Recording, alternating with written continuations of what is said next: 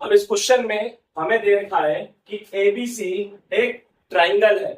ठीक है, तो सबसे पहले हम यहाँ पे बनाएंगे एक ट्राइंगल, बहुत सिंपल सा ट्राइंगल बनाएंगे, ए बी और सी। ठीक है, फिर इस क्वेश्चन में एक और चीज भी कह रहा है कि बी और सी जो है हमारे, वो इंटरसेक्ट करते हैं। इंटरसेक्ट का मतलब होता है काटना। क्या होता है? काटना। काटना होता है इंटरसेक्ट का मतलब, कि जो बी और सी है वो ओ पर काटते हैं। तो देखिए, बी मैं यहां से निकालूंगा, सी मैं यहां से निकालूंगा। आप देख रहे हैं ये दोनों एक दूसरे को काट रहे हैं। कहां पर काट रहे हैं? ओ पर काट रहे हैं। ठीक है, तो बी और सी एक दूसरे को काटते हैं ओ पर।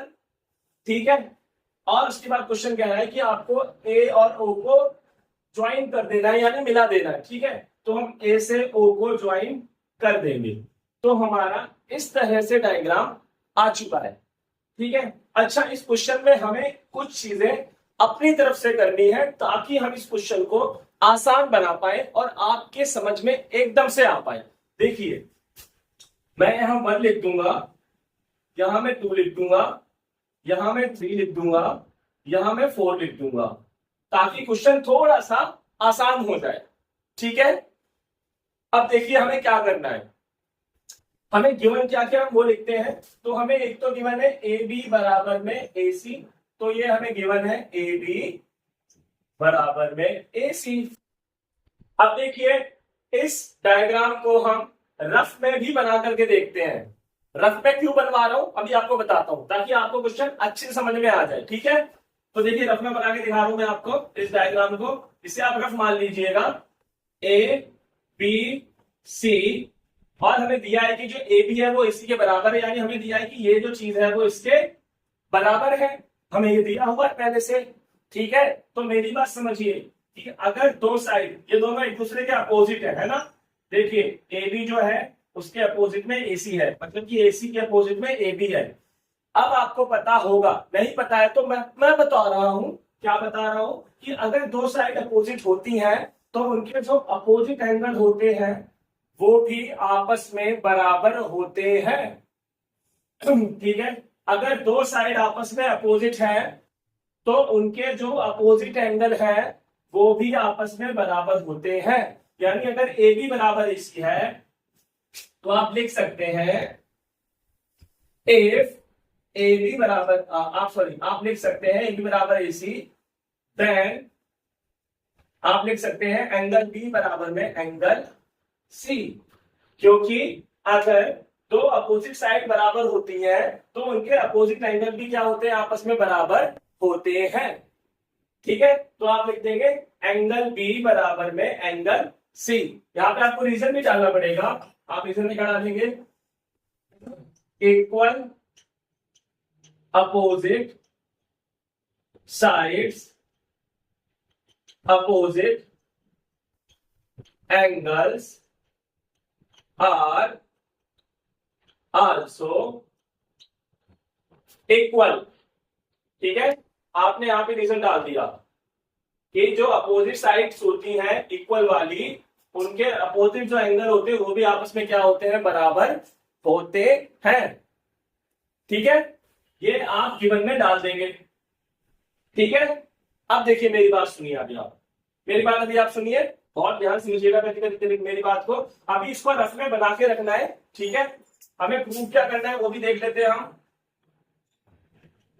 हमें प्रूफ करना है ओ बी बराबर ओ सी और ए ओ बाइसेक्ट्स एंगल ए। ये दो चीजें हमें प्रूफ करनी है। ठीक है, समझ रहे हो मेरी बात? हमें दो चीजें क्या करनी है? प्रूफ करनी है। हम यहां लिखेंगे टू प्रूफ, टू प्रूफ। ठीक है, सबसे पहले हम क्या करेंगे वो देखिए। अब आप सबसे पहले हम लिखेंगे यहां पर वी हैव, यानी हमारे पास में है एंगल बी बराबर में एंगल सी। अगर ये दोनों एंगल बराबर हैं, जो कि मैंने बताया ये दोनों एंगल बराबर क्यों है, अगर ये दोनों एंगल बराबर हैं तो फिर इनका हाफ अगर करते हैं तो वो भी बराबर होगा। जैसे मान लो भैया, ये है राम जिसके पास में 100 रुपए है और ये है श्याम जिसके पास में भी 100 रुपए है, तो अगर हम इनका आधा करेंगे 50-50 रुपए, तो वो भी आपस में बराबर होंगे ना बाबू। ठीक है, तो फिर हम लिखेंगे यहाँ पे tan, अगर हम एंगल बी का आधा करते हैं तो वो एंगल सी के आधे के बराबर हो जाएगा।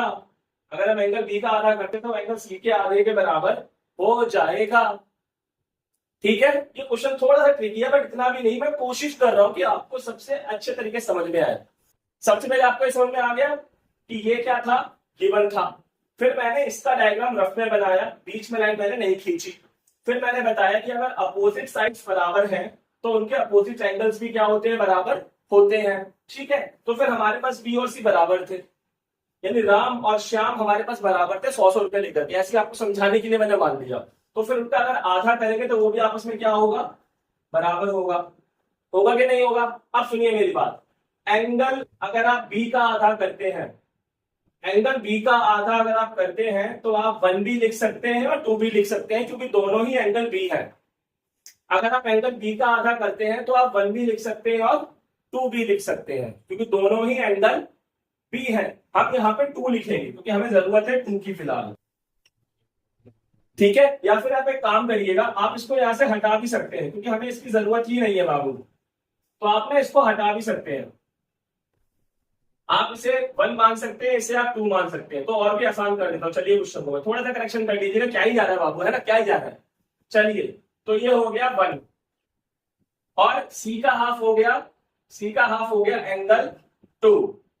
ये हमारा आ चुका है कि जो एंगल 1 है वो एंगल 2 के बराबर है। अब हम इस रफ डायग्राम को मिटा देंगे क्योंकि अभी हमें इसकी जरूरत नहीं है। और ये हमने क्या बनाया था, पूरा एबीसी का। किसका बनाया था हमने, पूरा ये एबीसी का। अब जब आप मेरी बात सुनिएगा आगे ध्यान से, अब मैं एक और रफ डायग्राम बनाऊंगा, लेकिन इस बार जो मैं रफ डायग्राम बनाऊंगा वो मैं एबीसी का नहीं बनाऊंगा, वो मैं बनाऊंगा आपका ओ बी और सी का। केवल छोटे वाले हिस्से का बना रहा हूं। देखिए मैं इसका बना रहा हूं, मैं बना रहा हूं ओ बी और सी का डायग्राम बना रहा हूं, जिसमें इसका नाम 1 है और इसका नाम 2 है। अब मेरी बात आप ध्यान से सुनिएगा, अब मेरी बात आप ध्यान सुनिएगा। मेरे पास जगह नहीं है इसलिए मैं ऊपर कर रहा हूं, आप चाहे तो नीचे भी कर सकते हैं। अब मेरी बात आप ध्यान से सुनिएगा, देखिए ध्यान से। अभी मैंने बताया था कि अगर साइड्स बराबर होती हैं अपोजिट वाली तो उनके एंगल्स भी अपोजिट में आपस में बराबर होते हैं।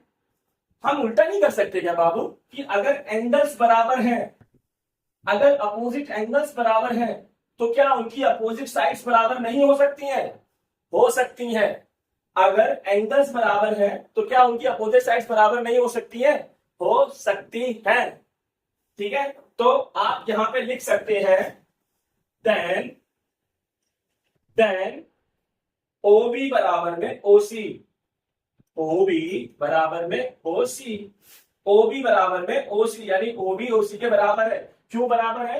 क्योंकि अगर एंगल बराबर है अपोजिट तो उनकी अपोजिट साइड्स भी बराबर होंगी। मैंने ठीक इसका उल्टा करा है बाबू। यहां पर क्या था कि अगर साइड्स बराबर है अपोजिट तो उनके एंगल्स भी अपोजिट बराबर होंगे, और यहाँ पर है बाबू कि अगर अपोजिट एंगल्स बराबर है तो उनकी साइड भी क्या होंगी, आपस में बराबर होंगी। सर अब इसकी इंग्लिश कैसे लिखेंगे? इसकी इंग्लिश ना बहुत आसान है।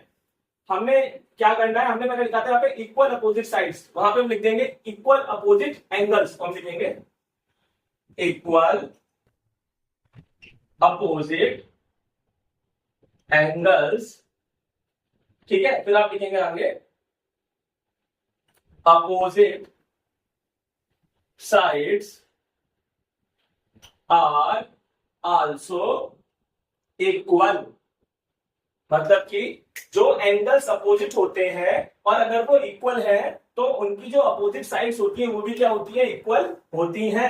अब हमें इस रफ डायग्राम से कोई मतलब नहीं है। अब हम अपना सवाल कर सकते हैं, क्योंकि ये सवाल थोड़ा सा ट्रिकी था इसलिए मुझे ये सब पहले करना पड़ा। अब देखिए सवाल कैसे करेंगे। अब आप इसके बाद 2 लाइन छोड़ देना। इसके बाद आप कितनी लाइन छोड़ेंगे? कम से कम 2 लाइन तो छोड़ना है, 3 छोड़ दो कोई दिक्कत नहीं है। ठीक है, मेरे पे जगह नहीं इसलिए ऊपर कर रहा हूं, आप इसी के नीचे स्टार्ट कर दीजिएगा। ठीक है, देखिए हम क्या करेंगे, सबसे पहले हम ये चीज उठाएंगे, यहां से हम लिखेंगे ए बी बराबर में ए सी। क्यों जी? क्योंकि गिवन है, वो हमें गिवन है। ठीक है, दूसरा आप ये चीज उठाएंगे, ये वाला जो हमने लिखा है ना, ये वाला साइड, ये जो चीज हमने लिखी है अभी, ये ओ बी बराबर में ओ सी। अब आप इसे उठाएंगे, आप लिखेंगे ओ बी बराबर में ओ सी, ये गिवन नहीं था, हमने प्रूव किया है, इसलिए यहां लिखेंगे हम वी प्रूव्ड, क्योंकि हमने इसे प्रूव किया है। ठीक है। और तीसरी चीज जब हमें नहीं पता है, तो मैंने कहा था जब हमें तीसरी चीज नहीं पता होती है तो हम क्या मानते हैं, कॉमन। क्या मानते हैं, कॉमन। देखिए अगर मैं बात करता हूं इस वाले ट्राइंगल की और इस वाले ट्राइंगल की, तो उसमें ओ ए कॉमन आ रहा है, ओ ए वो जो है हमारा कॉमन है, क्योंकि वो इसमें भी आ रहा है और इसमें भी आ रहा है। तो हम लिखेंगे ए ओ बराबर में ए ओ, रीजन डाल देंगे कॉमन। लेकिन याद रखिए जब हम कॉमन लिखते हैं तो दोनों सेम नहीं होने चाहिए, एक का उल्टा कर देंगे, यानी ये ए ओ लिखा है इसको ओ ए लिख देंगे इस तरह से। अब हमारा तीनों ही साइड है, ये भी साइड, ये भी साइड, ये भी साइड, तो हम लिखेंगे बाय साइड साइड साइड, फिर लिख देंगे ट्राइंगल। इस वाले का नाम हो जाएगा हमारा एबीओ, कॉन्ग्रुएंट हो गया हमारा ट्राइंगल एसीओ।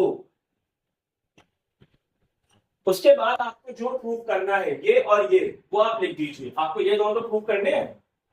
ठीक है, आप लिख दीजिए ओ बी बराबर में ओ सी बाय सीपीसीटी, यानी सीपीसीटी की full form corresponding parts of congruent triangle. Corresponding parts of congruent triangle, आपको फुल फॉर्म लिखने की जरूरत नहीं है लेकिन।